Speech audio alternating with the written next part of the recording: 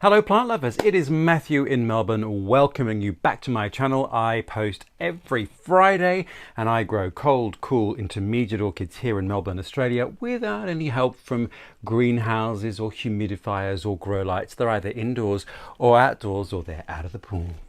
So if that is of any interest, do hit subscribe. I am a complete amateur, but my amateur ramblings might be of some use to you. And yes, I know you can't take your eyes off this little beauty here. We are talking about this Dendrobium today, which is Dendrobium victoria-reginae. Isn't it the most fabulous flower you have ever seen? Well, perhaps not, but I am so excited that it is blooming. I almost don't know where to begin. But as Julie Andrews says, I think we should start at the very beginning. Okie doke. So Dendrobium victoria-reginae is, I think, perhaps one of the more famous orchids because everyone says its flower is blue.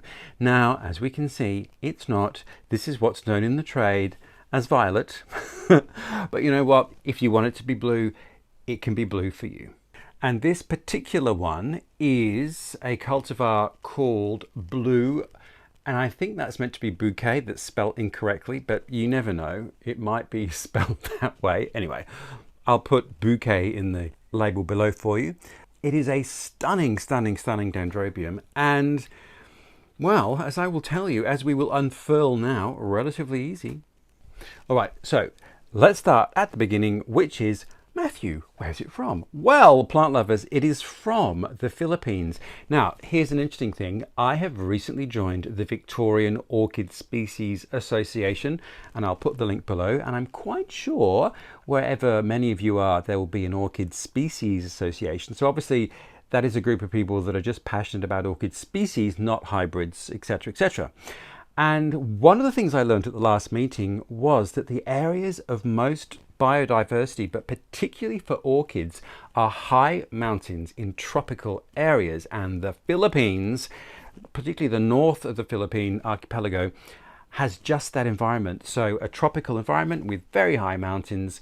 So you have this incredible range of temperatures and humidities and rainfall as the elevations increase, creates the most diverse array of orchid types. So I think the Philippines is one of the most orchid diverse countries on Earth. And this one was named in 1897 by a very interesting man called August Loher, L-O-H-E-R. Anyway, he was German, but he moved to the Philippines in 1889, and he was a wholesale pharmacist. So he was a merchant, he was a pharmacist, but he was a passionate orchid and other plant collector, and he sent lots of species and specimens to botanic institutions, particularly in Germany where he was from. So he named quite a few plants, and in fact a whole genus of plants is named after him. So he was a very busy man. Now, this was named in 1897, which happened to be the year of Queen Victoria's Diamond Jubilee, perhaps hence the name Victoria-reginae, after the Queen Empress herself. Okay, so let us talk care. Now, here's some interesting things. I have had this plant for maybe a year and a half, I think. It was a seedling and it was about that big. I think it had a couple of growths that were no bigger than that. So 3 of these growths have been in my care. And I read that it will flower from old leafless canes. And plant lovers, can we see this is what's known in the trade as a leafy cane. It ain't naked. There's the first contradiction from everything I've read about growing this orchid. Second contradiction is I also read that it likes to be on the dimmer side of bright. So it likes to be quite shaded. And I've looked at images of the forest environment it comes from, and it is quite dense, high altitude, quite dense rainforest at the tops of these mountains in the Philippines, quite broadleaf, so lots of filtering of the sun, so not particularly bright looking. And everyone says that this is an orchid that doesn't like bright light. So plant lovers, I put this in a spot that was quite low light. It did get quite lovely morning sun, but then really quite significant shade for most of the morning, early afternoon, and then quite deeper shade in the afternoon. And it was fine. It's grown lots of new canes, but of course it didn't flower. But I just assumed it was too young to flower. Then plant lovers, I moved it And Exhibit A, I hung it in this macrame hanger and put it somewhere where it got brighter indirect light for longer periods, and literally within weeks of me putting it in this position, it formed buds. Now, is that a coincidence, plant lovers? We can never tell. We should have had an experiment with exactly the same plant, one in each location, to see if one flowered and one didn't. I can't tell you. But I do tend to think if you change the condition of your orchid and something happens, then it's made an impact. So I feel that this orchid might need a little bit more light in my cultivation than perhaps it does elsewhere. I still don't think this can take strong light, and I think morning light is great, gentle early morning light, but you certainly wouldn't want to give this direct light, particularly in the middle of the day. It grows at high altitude in forests, so it's probably going to get early morning light and probably very, very late afternoon light as the sun sets and penetrates the leaf canopy of its host tree. Who knows, perhaps you can answer that question for me. If you grow this in a different environment and it likes relatively strong or relatively low light. But you know what? Why don't I show you exactly where this lives outside? Well, I think it is a very good idea to show you where this Dendrobium lives, and it's outside. Yes, Dendrobium victoria-reginae lives out here all year, and it is hanging just over here. So as you can see, it's in a fairly bright spot with all that indirect sunlight above, and it gets easterly sun over here in morning. And yeah, just a generally much brighter spot than it was before. And anyway, as you can see, it has bloomed and it's very happy. So as you can see, very happy hanging in its lovely macrame hanger. So the thing is, because of the elevation it grows to, it is described as a cold, cool grower. And it has certainly had no issue being outside all year for me. Now, obviously, as you can see, outside for me is undercover, underneath that polycarbonate roof. So there is always filtered indirect light, but always protection from rain, but not protection from cold winter minimums. And in Melbourne, we can sometimes get down to, on particularly cold nights, occasionally 1 to 2 degrees centigrade, which is, 35, 36, 38 degrees Fahrenheit. Almost freezing, but not quite. And that is just a little too cold for a lot of orchids to tolerate. A lot can go down to 10, 5 degrees centigrade, so around the 50 Fahrenheit. But when it starts to get close to freezing, separates the wheat from the chaff. But this victoria-reginae, the Queen Empress, can survive all. But as with many other orchids, the key, I think, is to ensure that in those cold winter temperatures, you don't keep the orchid wet. Now, this one is not an orchid that is described as needing a winter rest, and lots of dendrobiums do. This one, no, but I always dial down the watering because our nights can be quite cold and it's quite consistent. So not one to let dry out in winter, but certainly an orchid to just dial down your watering. It does come from very moist, very humidity, cloudy environments. So it is not one that's going to want to completely dry out and desiccate, but yeah, just be careful.